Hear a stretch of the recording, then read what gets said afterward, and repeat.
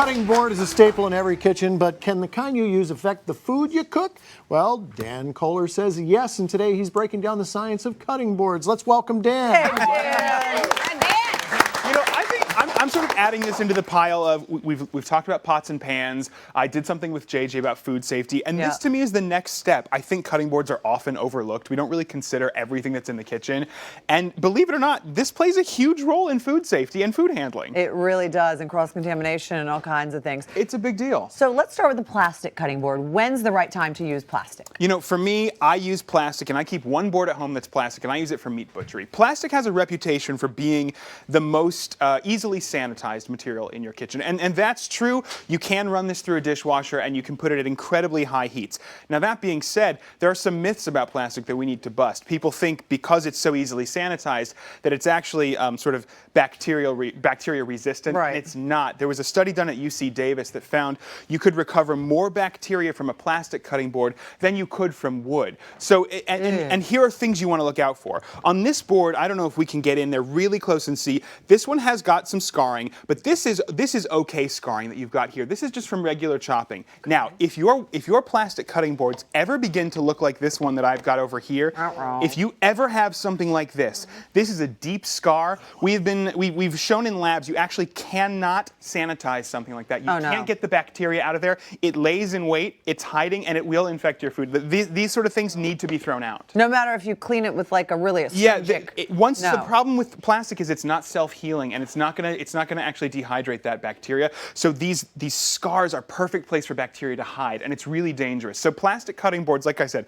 I keep one for meat butchery, but otherwise I replace it. You know, these things don't last forever. So we should be replacing them how often? You know, look, if you're not using it very much, you can get a year or two out of it. But if you get anything like this within a year, go. Dan, is it also the color or just the deep? What if it has no color in it? It's honestly just those deep grooves. The minute you have a deep groove, you're going to start collecting bacteria. Now, me and Melissa, we use wood a lot. They slide out of our cabinets. Right. And I like the way you think. So for me, wood is my favorite, and the reason that this is actually a great material, believe it or not, wood is semi-antibacterial just naturally.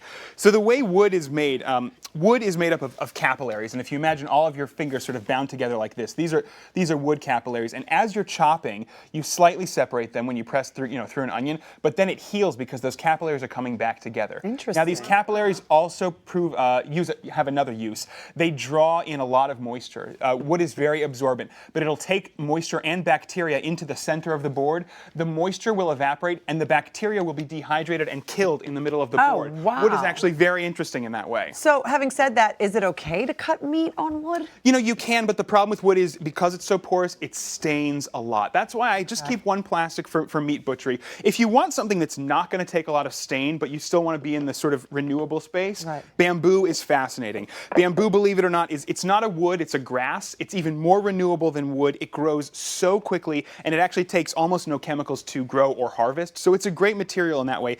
It is incredibly hard. It is actually 19% harder than this maple over here. So you really got to push hard to scar these. They last for a long time. Now, the thing you want to make sure you're looking out for if you're buying bamboo, if we can get a shot of this just right on the end here, you'll see it's a lot of small boards put together. Bamboo has to be put together with a glue. So you want to make sure your glue says no formaldehyde or food safe glue.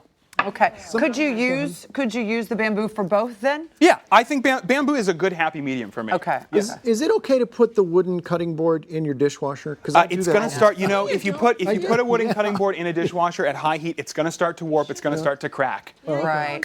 Don't do now, that. the last thing I want to leave you with: if you have any of these tempered glass cutting boards at home, do me a favor and get rid of them. This has really no use beyond serving, but they're sold as great cutting boards because they are heat resistant. But they're so dangerous. There's almost no resistance on the board, so your knife slips all over. Whereas with that same pressure, my knife really isn't moving from side to side on plastic, bamboo, or wood. Wow. This is incredibly dangerous, and it'll kill the edge of your knife. Yeah, and if you drop it, you're in big trouble because you're shattering all over your floor. Yeah. And if you do get scrapes and deep scars on your you know what? board, just sand buff it down and put a little bit of mineral oil on there. You're good to go. These will last years and years. I Take know. care I've of had them. mine for years. I love you, Dan Kohler. You're so smart. Thanks, Dan. Thank you, Dan. Guys, stick around. Up next, magician Rob Lake.